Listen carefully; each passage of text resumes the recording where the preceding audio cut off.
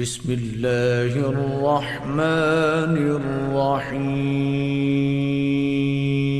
ومن سیئات اعمالنا من يهده الله فلا مضل له ومن يضلل فلا هادي له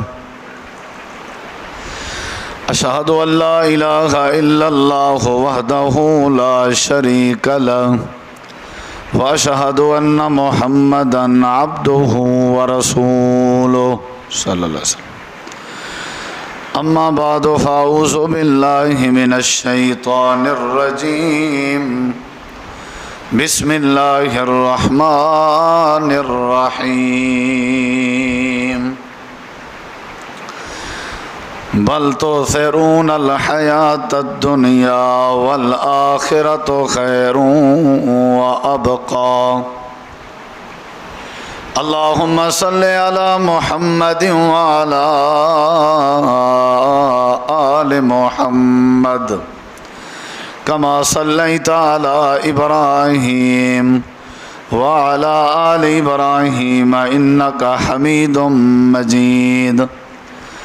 اللهم بارك على محمد وعلى آل محمد كما باركت على إبراهيم وعلى آل إبراهيم إنك حميد مجيد.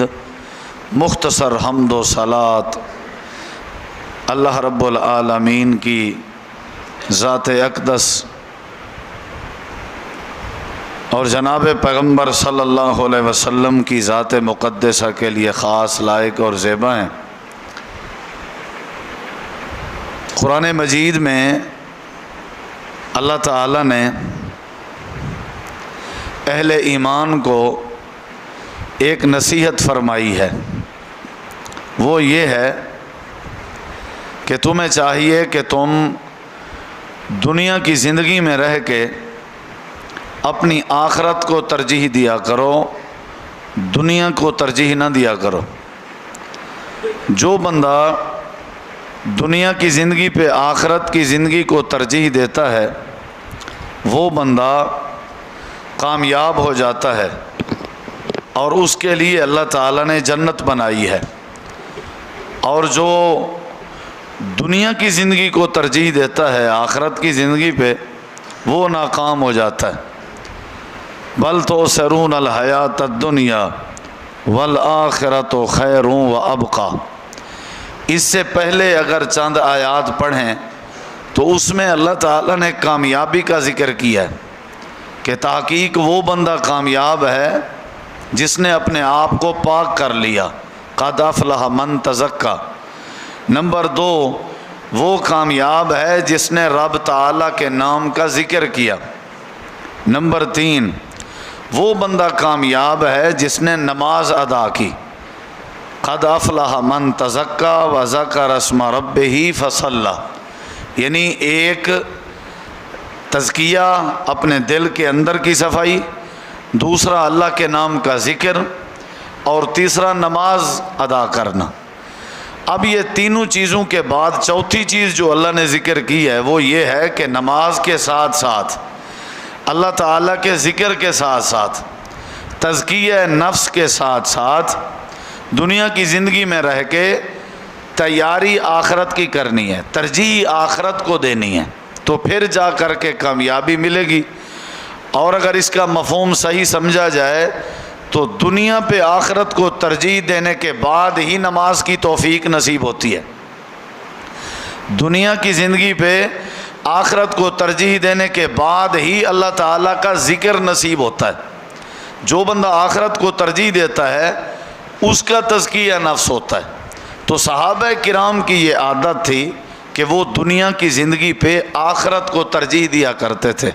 اس وجہ سے وہ کامیاب تھے، اس وجہ سے وہ دنیا کے معاملات اور مسائل میں زیادہ وہ کبھی گھبرائے نہیں تھے. اللہ تعالیٰ نے ان کے لیے معاملات آسان کر دیے تھے. حضرت سیدنا صہیب رومی رضی اللہ عنہ یہ روم سے تعلق رکھتے ہیں اور صحابی رسول ہیں. نبی کریم علیہ السلام نے فرمایا تھا کہ حبشہ میں سے سب سے پہلے جنت میں حضرت بلال حبشی جائیں گے، اور آپ نے فرمایا تھا کہ فارس میں سے سب سے پہلے جنت میں حضرت سلمان فارسی جائیں گے، اور آپ نے فرمایا تھا کہ روم میں سے سب سے پہلے جنت میں حضرت صہیب رومی جنت میں جائیں گے، اور آپ نے فرمایا تھا انا سابقم بالعرب، عرب میں سے سب سے پہلے جنت میں میں محمد الرسول اللہ صلی اللہ علیہ وسلم جاؤں گا۔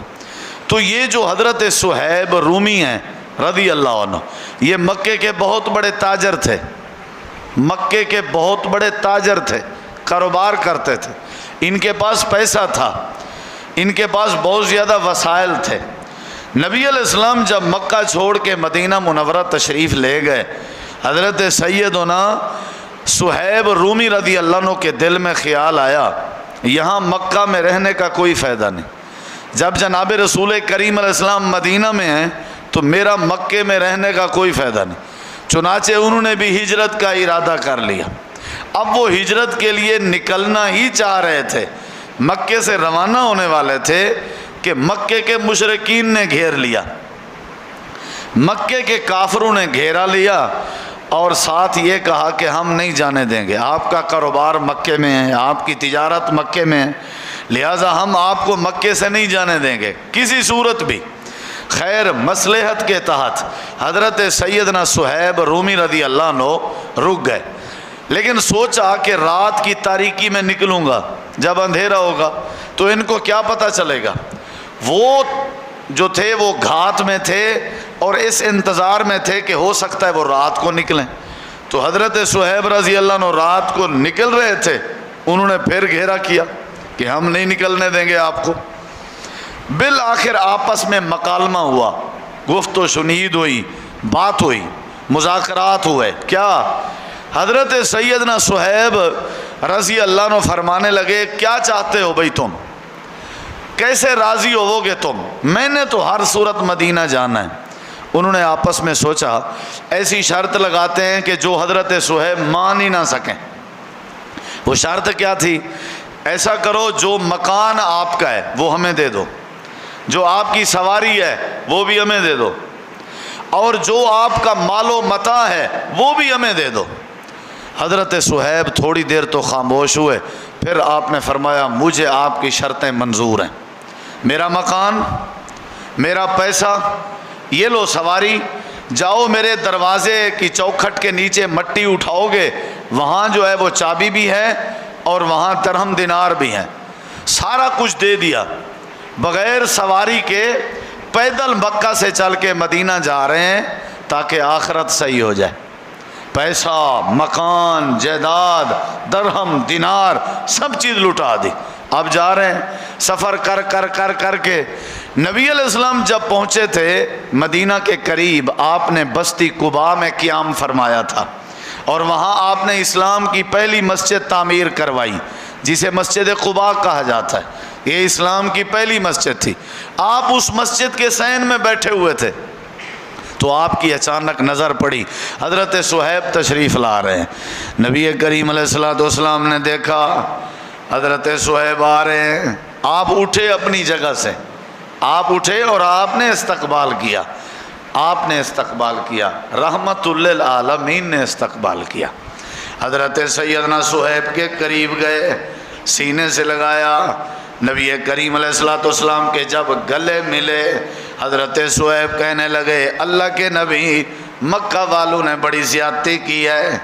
نبی کریم علیہ السلام نے فرمایا صہیب کوئی بات بتانے کی ضرورت نہیں ہے، رات مکے میں کھڑے ہو کے تو نے جو معاہدہ کیا ہے، جو سودا کیا ہے مکے والوں کے ساتھ، جو ڈیل کی ہے اور جو باتیں ہوئی ہیں، اللہ تعالیٰ نے وحی کے ذریعے وہ ساری تفصیل مجھے بتا دی ہے۔ جو باتیں تو نے کی ہیں وہ ساری اللہ نے مجھے بتائی ہیں۔ اور فرمایا صہیب تیری عظمت میں، تیری شان میں، تیرے مقام میں اور تیری تعریف میں اللہ نے قرآن نازل فرمایا ہے۔ ابھی تو پہنچا نہیں تھا، تیرے حق میں اللہ کریم نے قرآن کریم کی آیت کریمہ نازل فرما دی۔ اللہ تعالی نے فرمایا وَمِنَ النَّاسِ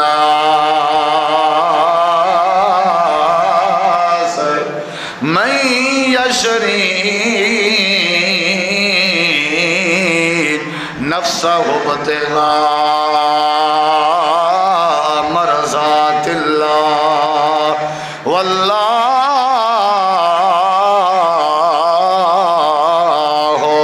رؤوف بالعباد۔ دنیا پہ آخرت کو ترجیح دینا یہ صحابہ کرام کا معمول تھا۔ ایک اور بات اللہ نے قرآن میں کہا ایسے لوگ بھی ہیں جنہوں نے اپنے آپ کو بیچا، اپنا مال دے کے، اپنے آپ کو خریدا، میں یشری نفسہ اپنے آپ کو خریدا اپنا مال دے کے، یعنی اپنا مکان دیا، اپنا مال دیا، بھئی مجھے جو ہے نا وہ میرے حوالے کر دو تاکہ میں اپنی آخرت سنوار سکوں۔ دنیا کو ترجیح نہیں دیتے تھے وہ۔ آج ہم دنیا کی وجہ سے ہم نے نمازیں ضائع کر دی۔ ایک اور بات صحیح البخاری میں آتا ہے، بس آخری بات ہے، میں بات ختم کر دوں گا، 10-15 منٹ کی بات کرنی تھی میں نے، اور ساری بات کا خلاصہ یہ ہے کہ میرے معزز سامعین آخرت کو ترجیح دیجئے، آخرت کو ترجیح دیجئے۔ نبی کریم علیہ السلام کی حدیث ہے صحیح البخاری میں، انصار صحابہ تشریف لائے، انہوں نے ارادہ کیا ہوا تھا اللہ کے نبی کے پاس جاتے ہیں، اللہ تعالیٰ نے ہمیں زمینیں دی ہیں، زمینیں جو ہیں وہ نیچے ہیں اور پانی کے چشمے جو ہیں وہ اوپر ہیں۔ اللہ کے نبی کے پاس جاتے ہیں اور جا کر کے درخواست کرتے ہیں اللہ تعالیٰ سے دعا کریں اللہ ہمیں زمینوں کے ساتھ ساتھ پانی کے چشمے عطا کر دے۔ فیصلہ ہوا، رائے ہوئی، چل پڑے۔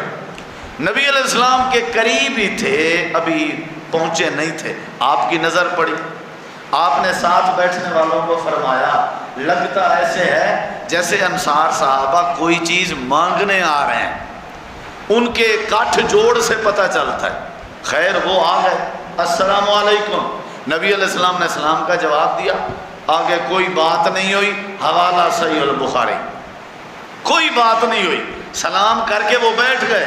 اب آگے سنیے، نبی کریم علیہ السلام نے فرمایا میرے انصار جو ارادہ کر کے آئے ہو، جو تمنا کر کے آئے ہو، مجھے نہیں پتا تمہاری تمنا کیا ہے، مجھے نہیں پتا تمہاری آرزو کیا ہے، مجھے نہیں پتا تمہارا ارادہ کیا ہے، جو ارادہ کر کے آئے ہو وہ ارادہ ظاہر کرنا تمہاری ذمہ داری ہے، اللہ تعالیٰ سے تمہارا ارادہ پورا کروا دینا میری ذمہ داری ہے۔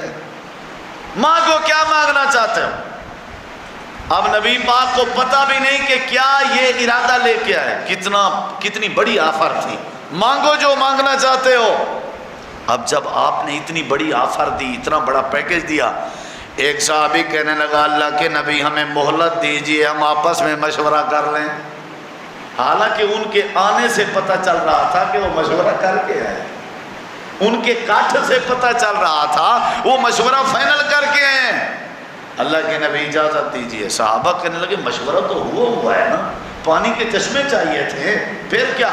فرمایا آپ کو نہیں پتا، سائیڈ پہ ہو گئے۔ ہاں بھائی کیا مانگنا چاہیے؟ ایک صحابی نے کہا پانی کے چشمے مانگنے آئے تھے، بس وقت ضائع نہ کرو، درخواست پیش کر دو، اللہ کے نبی دعا کریں گے اللہ تعالیٰ پانی کے چشمے عطا کر دے گا۔ دوسرے نے کہا نہیں، اتنی بڑی آفر ملی ہوئی ہے، اتنا بڑا پیکج نبوت کی زبان سے ملا ہوا ہے، یار آج اللہ کے نبی سے اللہ کی جنت مانگ لیتے ہیں۔ آخرت کو ترجیح۔ ایک صحابی نے کہا جی جنت تو ہمارے اوپر واجب ہے، کوئی اور چیز مانگو۔ ہر کسی کی اپنی رائے تھی، ہر کسی کی اپنی رائے تھی۔ ایک صحابی نے کہا اگر میری بات مانتے ہو تو میری بات یہ ہے، آج موقع ملا ہوا ہے، اللہ کے نبی سے درخواست کرتے ہیں، اللہ کے نبی دعا کر دیجئے اللہ تعالی ہمارے گناہوں کو معاف فرما دے تاکہ آخرت سونی ہو جائے، تاکہ آخرت اللہ ہمیں معاف کر دے۔ بس بخشش چاہیے ہمیں، مغفرت چاہیے ہمیں۔ آ گئے، ہاں جی فیصلہ ہو گیا، جی ہو گیا، کیا چاہیے؟ اللہ کے نبی دعا کر دیجئے اللہ ہمیں معاف کر دے۔ نبی علیہ السلام نے ہاتھ اٹھائے، آپ نے فرمایا اللہم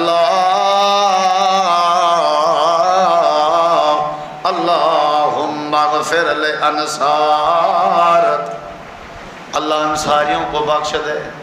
ایک صحابی قریب ہو کے کہتا ہے اللہ کے نبی موقع بنا ہوا ہے، آج مہربانی کر دیجئے ہمارے بچوں کے بارے میں مغفرت کی دعا کر دیجئے۔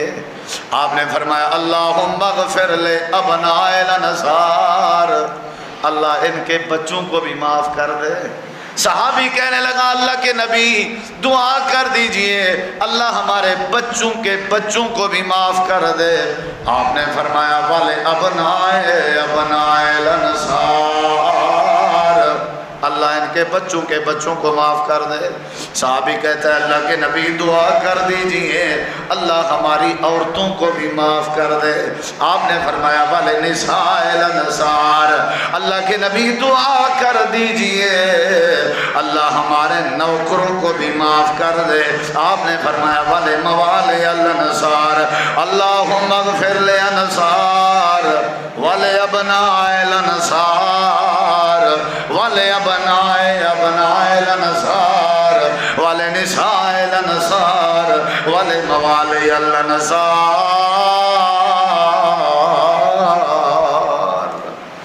پانی کے چشمے بھول گئے، دنیا ہے نا پانی کا چشمہ دنیا، اس پہ ترجیح کس چیز کو دی؟ بولیے، آخرت کو ترجیح دی۔ قرآن کہتا ہے بل تؤثرون الحیات الدنیا والآخرۃ خیر وابقیٰ، یہ جو دنیا ہے نا دنیا یہ ہے سائے کی مانند، اور یہ جو آخرت ہے یہ ہے سورج کی مانند۔ ادھر دیکھیں ذرا، میری طرف دیکھیں، دنیا سائے کی مانند اور آخرت، بولیے گا ذرا۔ یہ سلفی صاحب اور مفتی رفیق صاحب مجھے کل سے کہہ رہے ہیں آپ ترنم میں تقریر نہیں کرتے، جہاں احباب سامعین سننے والے چپ کا روزہ رکھ کے بیٹھے ہوں وہاں ترنم کیسے لگ سکتی ہے؟ بہرحال ان کا آرڈر تھا جو ہمارے لیے لوہے کا گاٹر تھا تو ہم نے چلو شروع کر دی۔ وہاں ہمارے ہاں پنجاب میں بڑا ذوق ہوتا ہے، آپ سنجیدگی سے، ذوق ہے آپ میں لیکن آپ ماشاءاللہ سنجیدگی سے سن رہے ہیں۔ میں نے بس شارٹ کی کہ دنیا پہ کس کو ترجیح دینی ہے؟ آخرت کو۔ کس کو؟ آخرت کو۔ یہ آخری بات سمجھ لیں، دنیا ہے سائے کی مانند اور آخرت ہے، ذرا بولیے گا حوصلہ افزائی ہو جائے گی، سورج کی مانند۔ آپ دیکھیں سورج میرے پیچھے ہے، مجھے دیکھیں سورج میرے پیچھے ہے، آٹومیٹک سایہ میرا میرے آگے آ جائے گا۔ کیا کیا؟ سایہ جب آگے ہوگا، سورج میرے پیچھے ہو، سایہ میرا آگے ہو، اب میں اگر کوشش کروں کہ میں اپنے سائے کو ہاتھ لگاؤں اور اپنے سائے کو پکڑوں، میں جتنی مرضی دوڑتا رہوں بھاگتا رہوں، یہ سایہ مجھے پکڑنے نہیں دے گا۔ جتنا میں بھاگوں گا سایہ بھی تو بھاگے گا نا، نہیں سمجھے؟ جتنا میں دوڑوں گا تو میرا سایہ بھی وہ ہاتھ لگانے دے گا۔ بندہ پسینہ پسینہ ہو جاتا ہے، تھک جاتا ہے، پھر کیا کرتا ہے؟ کھڑا ہو جاتا ہے۔ اب کہتا ہے دفع کرو سائے کو، نہیں پکڑنے دیتا نا، دفع کرو۔ اب پیٹھ پھیر لیتا ہے سائے کی طرف، اس نے پیٹھ پھیر دی اور رخ اپنا اس نے سورج کی طرف کر دیا، بھئی نہیں جو پکڑنے دے رہا، دفع مارو۔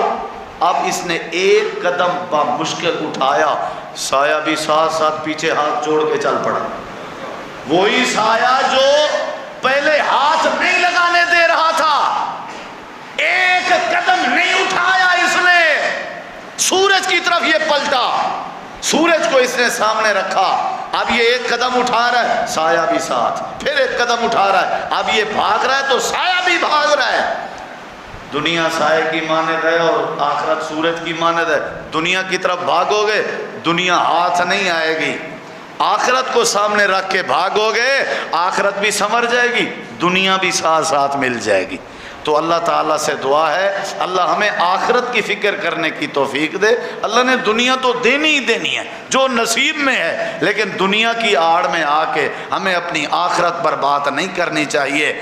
یہ نماز جو ہے نا اس کو نہیں چھوڑنا چاہیے۔ دنیا جو ہے یہ نماز کے لیے رکاوٹ نہ بنے، دین پہ عمل کرنے کے لیے رکاوٹ نہ بنے۔ یاد رکھیں آخرت کو ترجیح دیں، اللہ دنیا بھی دے گا آخرت بھی سونی کر دے گا۔ اللہ سے دعا عمل کی توفیق بخشے۔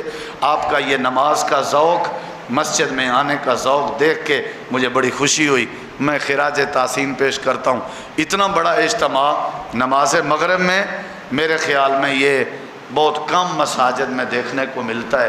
اللہ آپ کو مزید برکت دے، اللہ آپ لوگوں کو مزید برکت دے، اللہ آپ لوگوں کو مزید عزت سے نوازے، اور اس مسجد جامعۃ الاحسان مدرسہ میں جو جو احباب دلچسپی لیتے ہیں محبت کرتے ہیں اللہ ان سب کی حفاظت فرمائے۔ وما علینا الا البلاغ۔